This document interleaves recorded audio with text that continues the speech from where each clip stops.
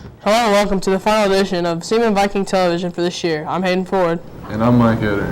Tonight we have an exquisite news lineup for you. And we'll start off with Laramie Kirkwood and Trevor Tamanic bringing us a story about summer jobs.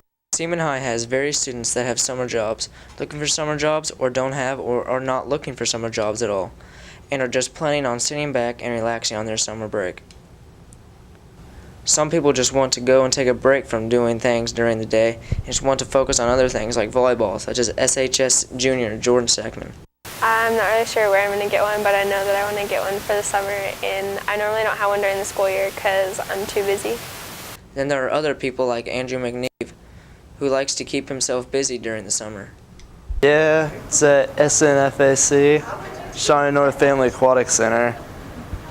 I'm a lifeguard. Some students like Ian Ward who keep themselves extra busy by having multiple jobs over the summer. Right now I work at Dillon's, and during the summer I'll get another job as a personal gardener's assistant, and I'll be working both those jobs during the summer. We then checked in with Dairy Queen manager Mike Etter, and we asked him what his opinions were on kids getting summer jobs. I think it's a good opportunity for students to prepare themselves for life in the real world, and putting himself in a working environment is really good to develop themselves. So I think it's a great idea. Would you like to have a job, or would you not like to have a job? Either way, students at Seaman High School are going to have a fun summer break. Signing off for SBTV, this has been Trevor Tamanic and Larry Kirkwood. This will really help those out there who are looking for summer jobs. Looks like many students will be busy this summer. Next, we're going to hand it over to Andrea Juarez and Nick Harris for the story about the up-and-coming finals. The end of the school year is coming up, which means finals are almost here. Finals for seniors are May 13 to 15, and for sophomores and juniors, it is the week after that, Tuesday, Wednesday, Thursday. Although finals seem to be very important, most people do not study for them, yet manage to pass. I usually try to study, but it usually doesn't happen, so. Let's see what Mr. Freeze has to say on this subject. Finals are important. It's worth about 10 to 15% of the student's grade overall. Even though finals are a big deal, students seem to become unfocused the last few weeks of school. Yes, they have been a little less focused here in the last couple of weeks as the weather has gotten warmer. It would be very helpful if students started to study a little bit earlier. Don't wait until the last minute, and study and review material in small amounts over a little longer period of time instead of trying to do it all at once. Our advice to you is to stay calm, do your best, get a lot of rest, and eat a good breakfast. That's all for SVTV. I'm Andrea. And I'm Nick. I'm sure and glad that I study for my finals. Me too. Now Emily Gatewood and Jordan Garrett will tell us more about the changes being made in the district.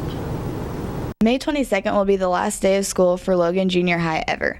As of the 2008-2009 school year, all 7th and 8th graders will attend at Northern Hills Junior High, and all freshmen will now be up at Seaman High School.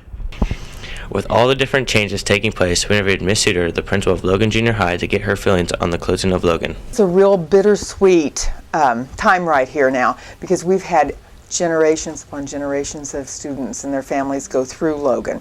I can think of 3 or 4 kids right now who their grandparents went here, their parents went here.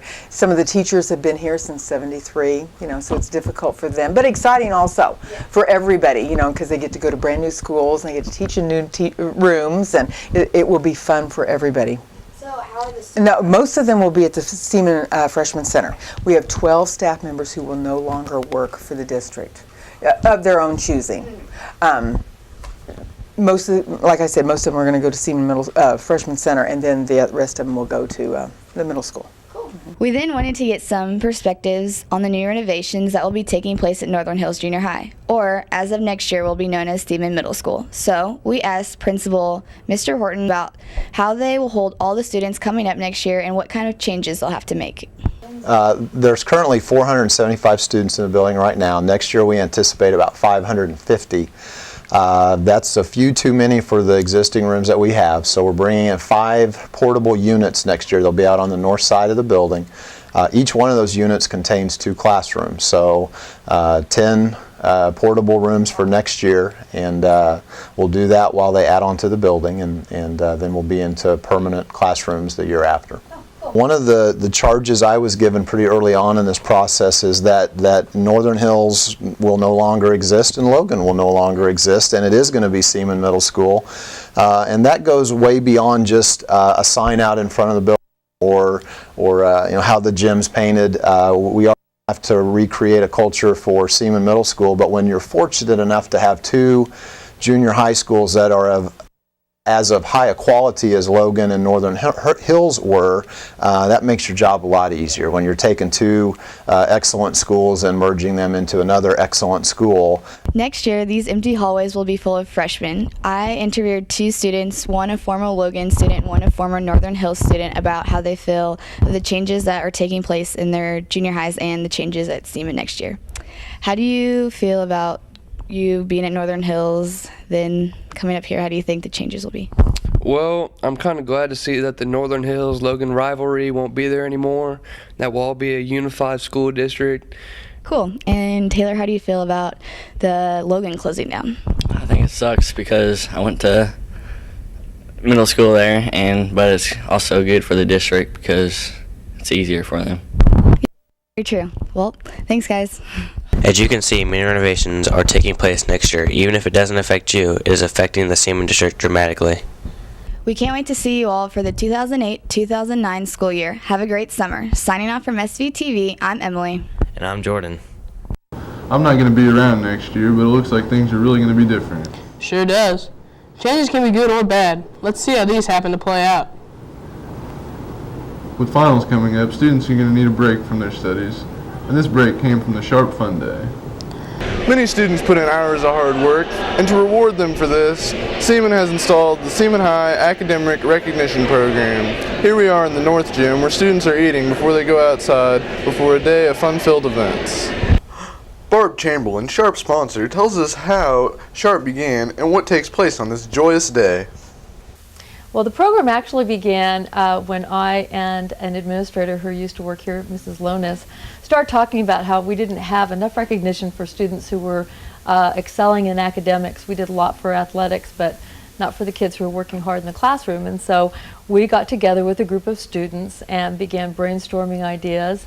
And after running a poll of the whole school to find out how kids felt about being rewarded for good grades, and finding out what they liked, we worked during the summer and put the program together. And a group of students served on this committee and created the name Seaman High Academic Recognition Program and came up with a plan that we have for today, that we use today. Oh, it's a wonderful day. It's going to start off at 11:30 with a cookout, a hamburger and hot dog cookout prepared by our own principal, Mr. Venduska. And after the cookout, we'll all head over to the Optimus building. And the rest of the afternoon, there'll be a whole series of different activities, including a dunk tank, where students can dunk their favorite teacher. And we'll have all kinds of old-fashioned games. We're even going to have different prizes and contests. And so the afternoon should be fun. More food, lots of games, fun prizes. Tyler Curtis explains all of the hard work done to prepare for this event and why he thinks it is. We have to do a lot of stuff. I mean, first of all, you got to determine approximately how many students are going to be there.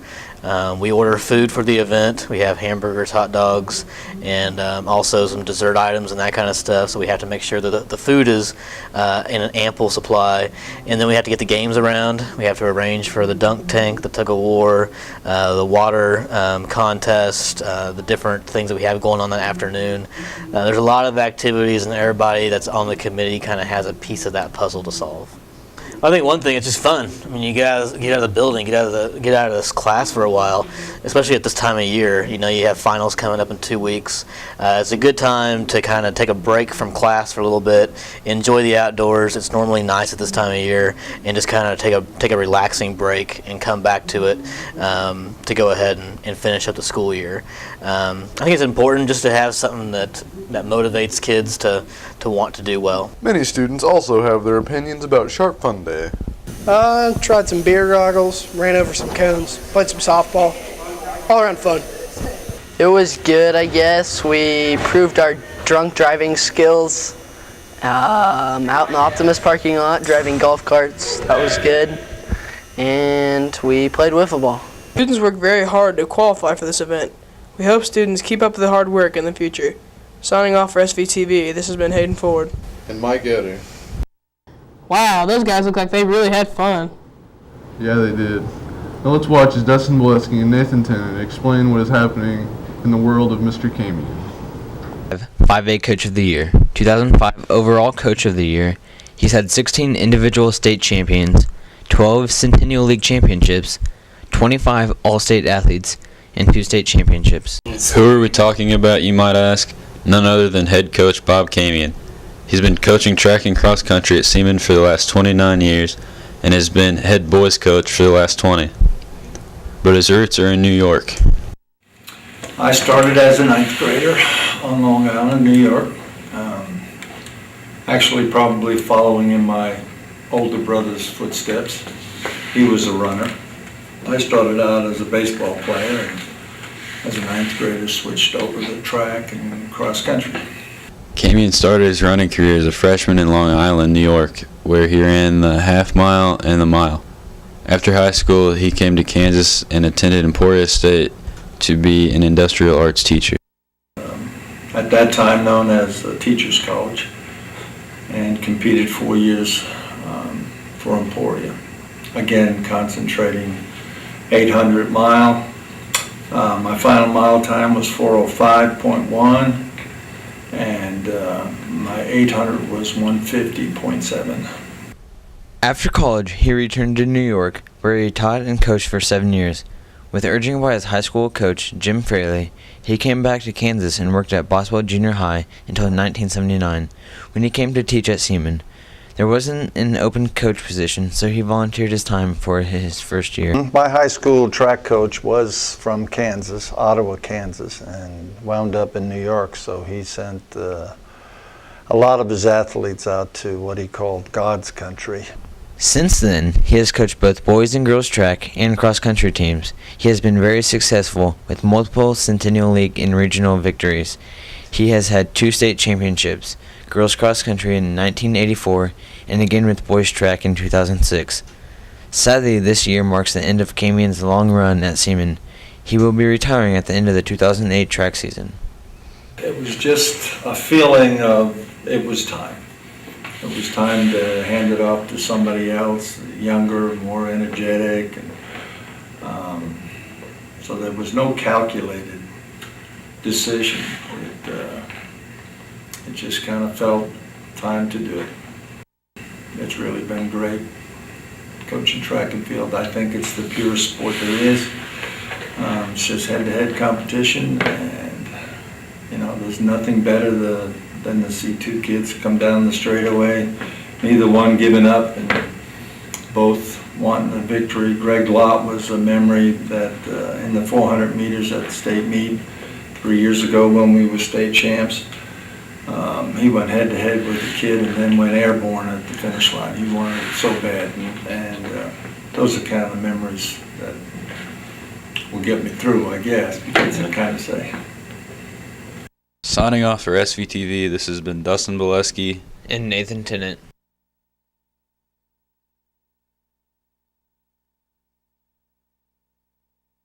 We're really going to miss him next year. Everyone will miss Mr. Camion. Well, as the last show of the season, I bid you adieu. I'm Hayden Ford. And I'm Mike Etter. Have a fantastic summer.